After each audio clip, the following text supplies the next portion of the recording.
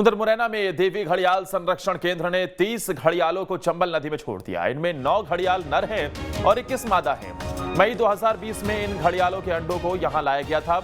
2.5 साल तक घड़ियाल केंद्र में इनका पालन पोषण किया गया था।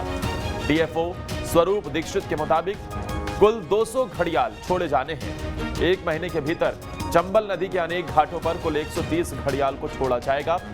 भारतीय जलीय जीव घड़ियाल के संरक्षण और संवर्धन का कार्य मुरैना के देवरी घड़ियाल केंद्र पर किया जा रहा है। हर साल नदी के कई घाटों से 200 अंडे लाए जाते हैं।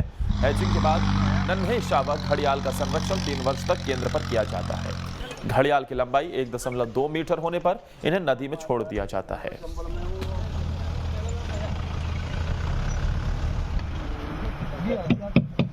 घाट है, उसमें टोटल 30 घड़ियाल छोड़े गए हैं।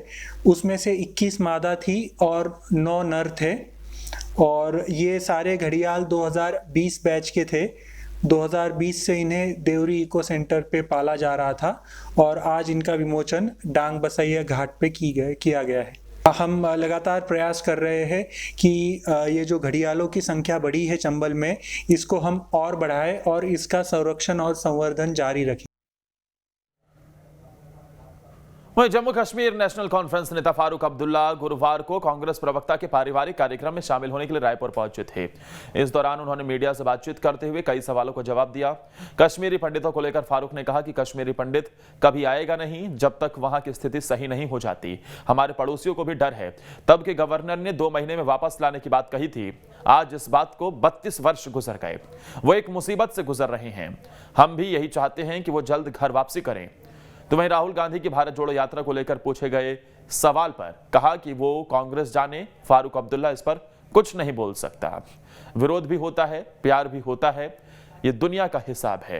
क्या सब लोग मोदी जी की तारीफ करते हैं? वो खुद कहते हैं लोग मुझे भला बुरा बोलते हैं। पंडित कभी आएगा नहीं,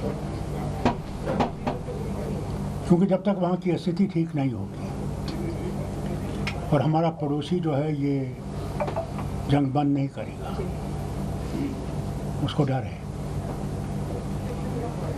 जिस गवर्नर उसको निकाला था, उनको निकाला था वहाँ से, वो तो गुजर गया। उससे उनसे कहा था मैं आपको 2 महीनों में वापस आऊँगा।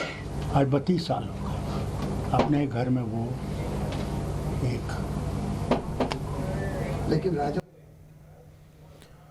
वह मध्य प्रदेश में बीजेपी शीतकालीन सत्र के बाद अब पूरी तरह से चुनावी मोड में आ चुकी है। दरअसल विधानसभा सत्र के बाद सीएम हाउस में विधायक दल की बैठक हुई, जिसमें आगामी विधानसभा चुनाव को लेकर चर्चा की गई। बैठक के बाद विधायक शैलेंद्र जैन ने बड़ा बयान दिया है। उन्होंने कहा है कि सभी विधायकों को आगामी चुनाव जीतने का टास्क दिया गया है। साथ ही सरकार की योजनाओं को जनता के बीच रखने के लिए प्रदेश भर में विकास यात्रा निकालने के लिए रोड मैप भी तैयार किया गया। साल, 2.25 साल, whatever time is being given, उस टाइम पे हमने क्या काम किए, सरकार ने क्या काम किया, आपकी विधानसभा में कितने काम हुए, इन तमाम विषयों को लेके एक विकास यात्रा निकालना है। टास्क जीतने का टास्क है। अगले सरकार बनानी है तो हर विधायक से अपेक्षा है कि चुनाव जीत के आए। क्षेत्र पर फोकस करें, क्षेत्र पर फोकस करना ही है। अब 1 साल भी नहीं बचा है तो 11 महीने हैं या 10.5 महीने हैं, तो अब तो एक दिन महत्वपूर्ण है। मध्य प्रदेश की पूर्व मुख्यमंत्री आजकल अपने बयानों को लेकर सुर्खियों में रहती हैं। वहीं एक बार फिर से वो चर्चा के केंद्र में तब आ गई जब ममलेश्वर मंदिर के वास्तु को बिगाड़ने की बात कहकर पुरातत्व विभाग के अधिकारियों पर नाराज हो गई।